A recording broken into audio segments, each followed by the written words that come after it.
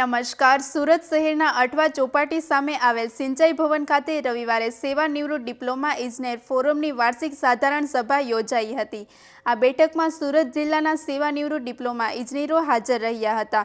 બેઠક દરમિયાન નિવૃત્ત કર્મચારીઓની સમસ્યાઓ અંગે ચર્ચા કરવામાં આવી તેમજ પેન્શન અને વિવિધ પગારપંચ સંબંધિત મુદ્દાઓ પર વિચારણા કરવામાં આવી.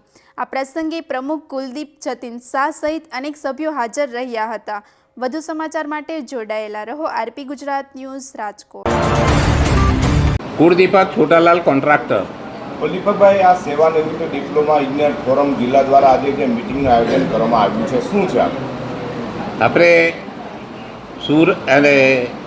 સેવાનિવૃત્ત ડિપ્લોમા ઇજનેર ફોરમ ગુજરાત રાજ્યનું છે અને ગુજરાત રાજ્યમાં આ સુરત જિલ્લામાં પેટા કેન્દ્રનું 6ઠ્ઠી વાર્ષિક સાધારણ સભા છે.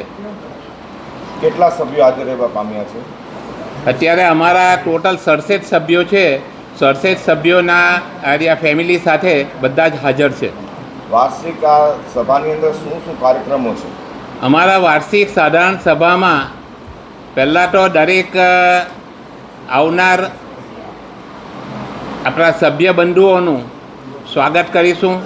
ત્યાર પછી આ વર્ષે એટલે 31મી માર્ચ સુધીમાં જેના 70 વર્ષ પૂર્ણ થયા છે તેમને પુષ્પગુચ્છ, એક ટ્રોફી અને શાલ ઓઢાડી સન્માન કરવામાં આવવાનું છે. સરકાર પાસે હવે તમારી શું માંગ છે નિવૃત્તિના? સરકાર પાસે અમારી માંગ છે તે 10, 20 અને 30, 10મા વર્ષે પહેલો પગાર પંચ, 20મા વર્ષે બીજો પગાર પંચ અને 30મા વર્ષે ત્રીજો પગાર પંચ આપવાની અમારી માંગણી છે. પહેલાં 12 અને 24 એમ હતું, 12, 24 ને 26, પરંતુ જેનું પ્રમોશન આવ્યું જ નથી અને તેઓને આર્યા 10, 20 અને 30નો ગ્રેડ આપવાનું અમારી માંગણી છે ને એને માટે અમે કોર્ટમાં ગયા છે. આજના કાર્યક્રમમાં શું રૂપરેખા છે? આજના કાર્યક્રમની રૂપરેખામાં પહેલાં તો દીપ પ્રાગટ્ય, ગણેશ વંદના, ગણપતિ દાદાની સ્તુતિ, ત્યાર પછી અમારા જે દિવંગત આ વર્ષમાં જે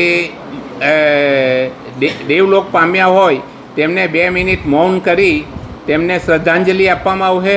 ત્યાર પછી આમંત્રિત બધા મહેમાનોનું સ્વાગત કરવામાં આવશે અને ત્યાર પછી પ્રવચન કરવામાં આવશે અને પ્રવચન કરી ત્યાર પછી દરેક અમારો હિસાબ રજૂ કરવામાં આવશે અને હિસાબ રજૂ કર્યા બાદ જે આ વખતે 10 આપણા સભ્યો છે જેના 70 વર્ષ પૂરા થયા છે તેને ટ્રોફી આપી અને સન્માનિત કરવામાં આવશે અને ત્યારબાદ ભોજન લઈ બધા વિદાય થઈશું.